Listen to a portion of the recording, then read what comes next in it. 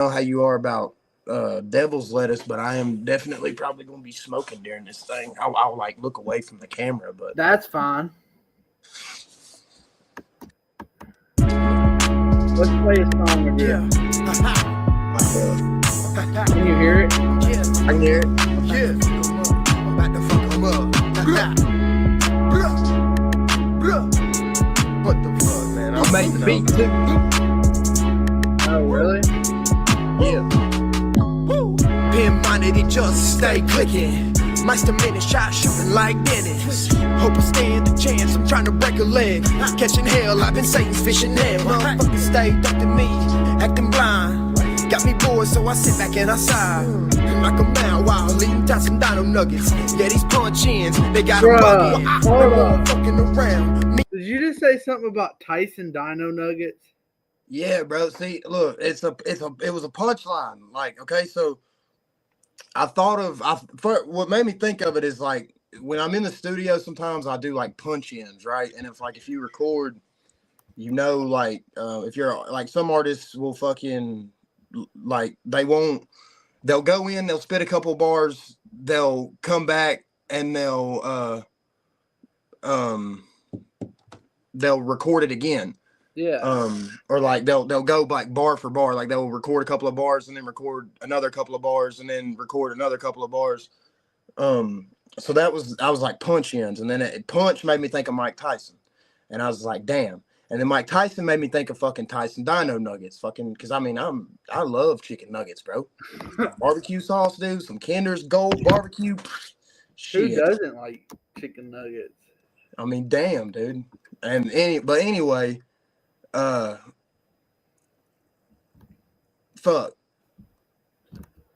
What was I gonna say? Some people are texting me and it's fucking me up. But anyway, so yeah, I was thinking of all these ways to tie. It started with punch in, and I was like, punch in, Mike Tyson Dino Nugget, and I just tied them all together, and it was knock them out like with my shit, like make them go like hot damn, or it's kind of doubled, like knock them out with the way I sound, but also I will smack a motherfucker if I need to. Yeah, what's that song? What's that song about? The one I'm playing.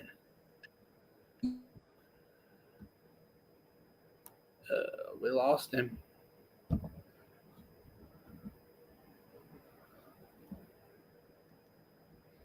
Well,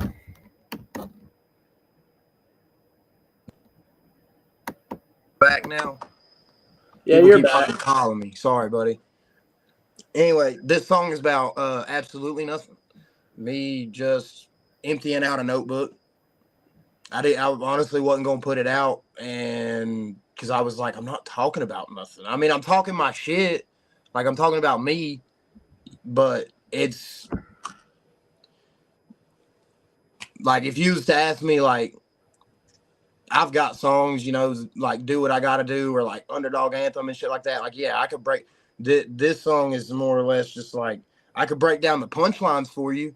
I could break down the bars for you and like how they tie together, but this isn't one of those where I was like, I got something to talk about. Not really. I mean, just me doing a little bit of bar work and showing them, because I've done a lot of chill music recently.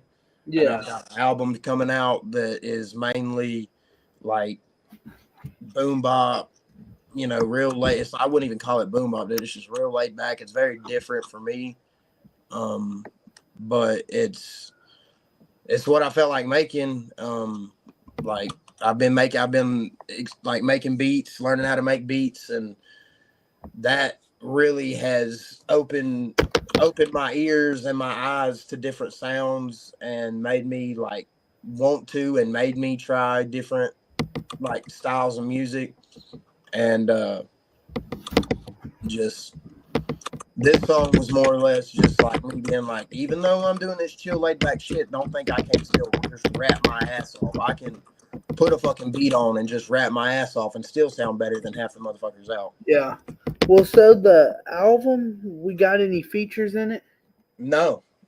This album, I don't have any features. This one's just me. I got 2 songs on there that I didn't make the beats for. they those songs are actually, they were recorded kind of when the album was still just an idea and wasn't for sure if they were going to fit the album, but then I made a way for them to fit, kind of, if that makes sense. Yeah. Are you all the way independent? So do you do it all by yourself? Yeah, man. Everything from, like, I'm in my studio right now. Like, there's my little fucking makeshift booth. There's my little setup. My TV's not on, but yeah, man. I mean, I record myself. I write my own shit. Do you ever now started making my own beats. I was, I bought YouTube beats for a while. Have home, I know other people that make beats out here in this area that I'm from. I got one of my best friends. His name's Flipnote. Y'all go check my boy out. He is an artist and he makes the dopest fucking beats in Western North Carolina. Why ain't y'all got a collab yet? We actually do. We've got a lot of shit. Like we run a little thing together called Real 828. It's me, him, and our buddy Millie K. We've not been as like we've put it out there, but it's just been like for the past year grinding, getting things together, recording a shit ton of songs together, getting a bunch of content stacked up together, doing content for other artists in our area. Just and trying and like we've upgraded. Like before we all started working together, I was working off an old ass outdated MacBook. Flip was working off of his phone. It's been a lot of financial behind the scenes work the past year. Yeah. On that end, getting it ready for what the fuck. But me and Flip got a lot of songs together, and I've been trying to bet like, dude, we gotta drop something. He's like, we gotta just wait just a little bit longer, just a little bit longer. But dude, we've got like, me and that dude got at least a whole project, if not maybe two, of just me and him and our buddy Millie K. He's a dope ass artist. He's just not as out there as much. He's more, like he come up, they're both older than me. They both come up in a different era and a different scene, and we're getting him adjusted to like the social media side of shit, because I hate social media, man. But you got to be on it if you're gonna be a musician, man. It sucks, but if you're gonna do music and try to push it, you gotta understand how to use social media. You really do. Is there any collabs, like any big artists that you've hit up to do collabs recently? Not recently. I'm more or less just trying to like, because man, and like I'm not really talking about one specific artist, even though I fucking could, but I'm not gonna do that to you. You're a no drama zone, so I'm gonna keep it that way. But a lot of bigger artists see artists like me, and when we hit them up for features, they slap a $1,500 price tag on it, and that's just for them to send you some bullshit verse that they probably recorded in 10 minutes, and they don't promote it, they don't help promote it, they don't help market it, they don't help do nothing, but you're the one paying out the ass. And they're like, oh, well, you got to invest in yourself. Well, I see that in two ways. I could spend the money to invest in this feature with this artist that's not going to help me whatsoever. Maybe they don't even get that many they're maybe not even that big themselves. And, and then I could do that, or I could turn around and I could buy me a new microphone. I could buy me some new shit for my studio, like some new monitors or some new plugins for my DAW. Like I look at investing in myself as in like literally investing in myself. I want to be self-made. I don't want anyone to be like, oh, well, this feature with this big artist is what really put him on. I mean, maybe one day, but right now, man, I'm making music, dude, and I fucking love it. I'm finally at a place where I'm like just making music that I love to make. I'm not trying to make shit that doesn't fit what's going on in my life. Like I'm about to be a dad, and so I'm really reassessing stuff. You probably won't hear a bonfire banger for me for a while. Don't mean I ain't got them in me, but like I don't. When I started making music, I was in high school, and you know that's when I was putting it out, and all I talked about was smoking weed and getting drunk and hanging out with friends and driving up and down dirt roads. And now my music's took a complete like 180 turn. Don't mean I don't. Some people will say it's like I've had people tell me like, "Oh, well, you were country rap, and now you yada yada." I'm like, I'm a country person that raps. And me as an individual, I've said it before. Country rap is a big ass traffic. Country rap is a lane. Is nothing but a big ass traffic jam that people keep driving into the ass end of, thinking they're gonna make it go somewhere. Yeah, when I had Big Smo up here, he asked me. I asked him. I said, what's your opinion on country rap? He said, what's country rap? I mean, He's like, it's not really a genre. no. It's because when you look at it, you got this handful of people that you can look at and can tell that they're genuine. They're from the country. They are what they talk about. But then you got this other hand of people and it was bound to happen. You know what I'm saying? That just saw it as a trend and a way to get some fame and rode that. So, I mean, it's just the world we live in, man. The internet has made people fucking desperately, deathly eager and starving for that little bit of fame. That 15 minutes of can't just please let me have it. And,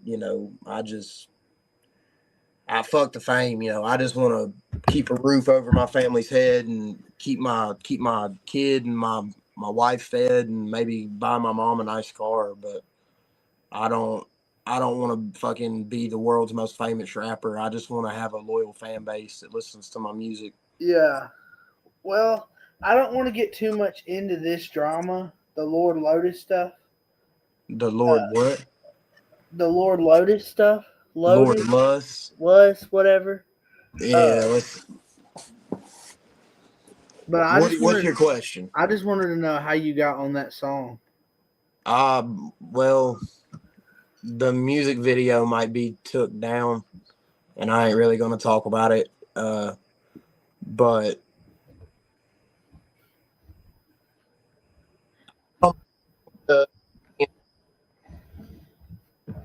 he hit me up one day. I was working at fucking Asheville Ford and turning bolts and changing oil.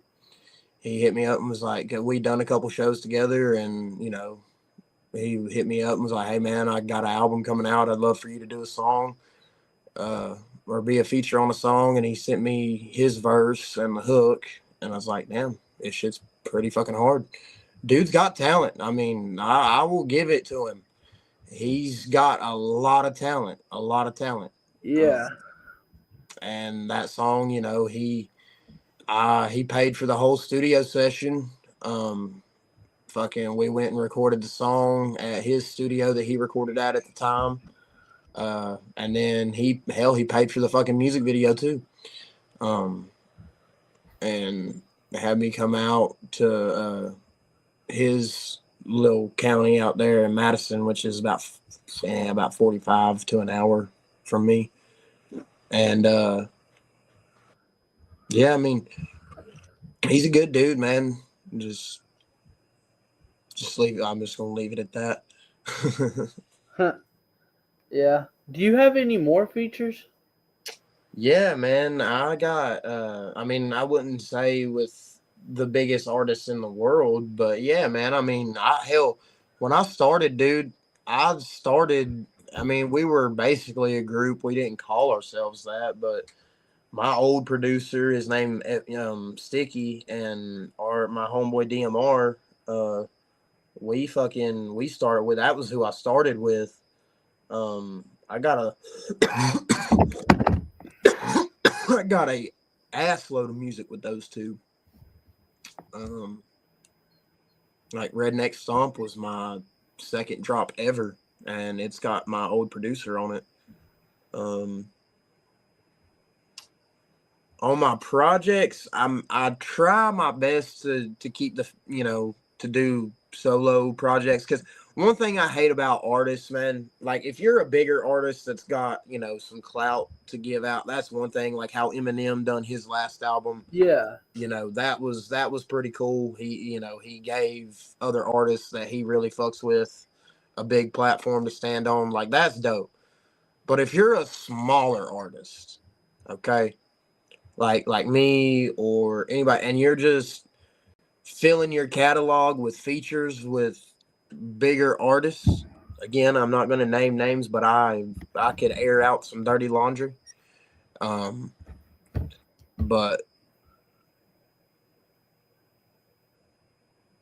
I appreciate that, Millie. I really do, buddy.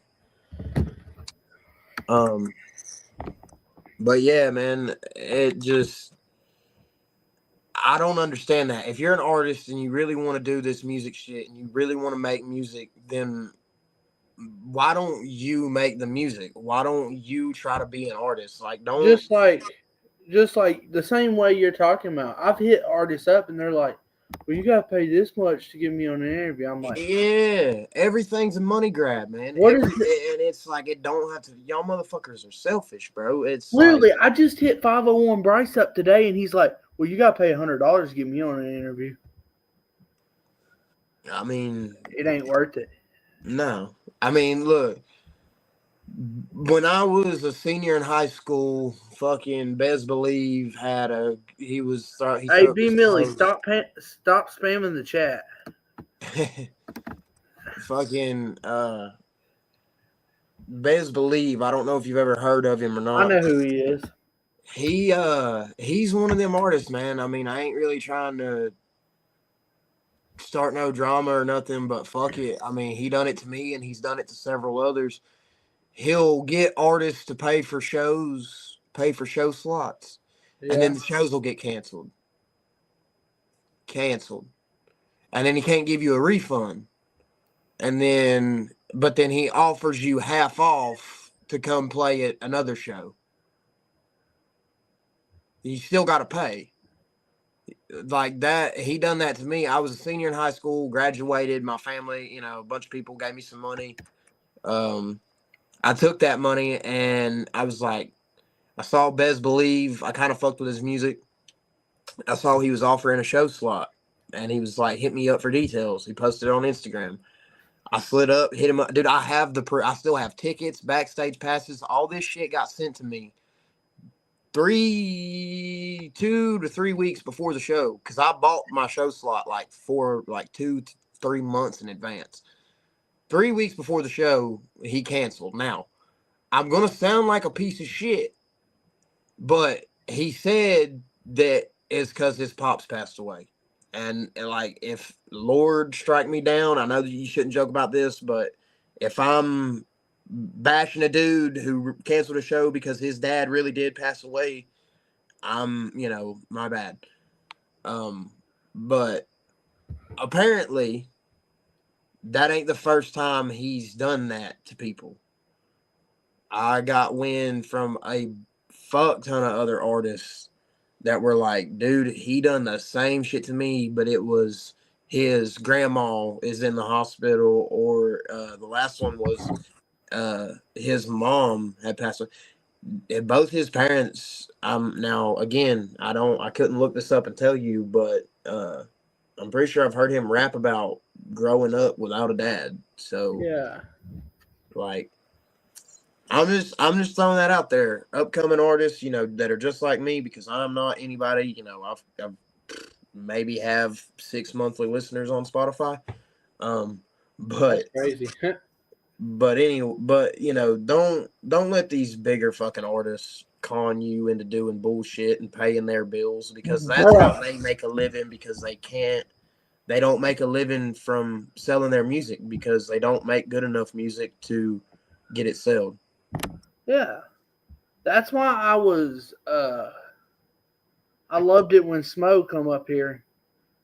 He didn't charge a fee at all. He was like, "Nah, no fee, no nothing."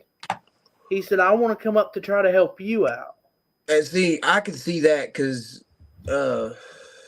like, I've heard there was that little bit of shit with him and Ryan back in the day, but you know, the whole media experience bullshit. But I mean, shit, dude. Big Smo, the only thing that went wrong with Big Smo was when he let the mainstream touch his shit. When he got the TV show and all that. If Big Smo would have stayed independent and would have just stayed on his grind, dude, he fucking would have been huge. But the mainstream got a hold of him.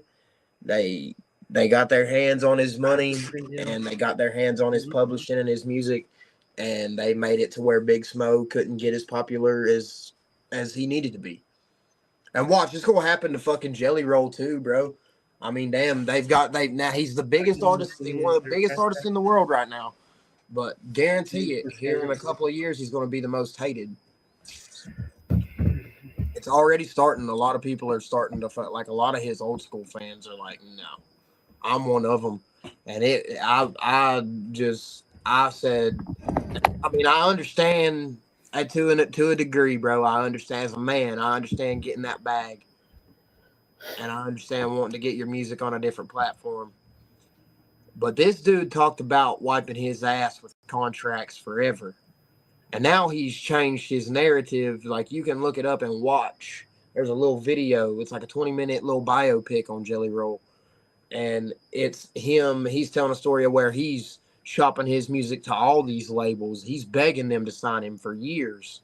I thought it was fuck the mainstream, because that's what you said for so long. It was, I'm gonna wipe my ass with that. I wipe my ass with their contracts every time they offer them. I mean, I don't know, man. I'm big on realism, bro. Artists should be real. Don't be fucking fake. Don't talk about some shit you're not. Don't talk about shit you don't know. You know. If it's you, it's you. Be real to that. If it ain't you, then leave that to the motherfuckers that know about it. Don't be a little white suburb kid like what the hell, Lil Mabu or whatever the fuck his name is. Don't be a little suburb kid that goes to college rapping about the hood. Like, that kid's gonna get killed. Like, it's just gonna happen. And then everybody's gonna be like, what the hell? Well, little white boy shouldn't have been running around talking about being a gangster and fucking rat-tat-tat-tat-tatting on motherfuckers when he wasn't about that. That just, you shouldn't do that shit. Do you have any dream collabs?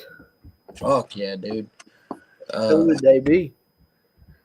My dream collabs are going to sound probably crazy. For, like, all-time dream collab, Lane Staley. I know that sounds crazy, but if I could ever have just had the chance to make music with him, that would have been great.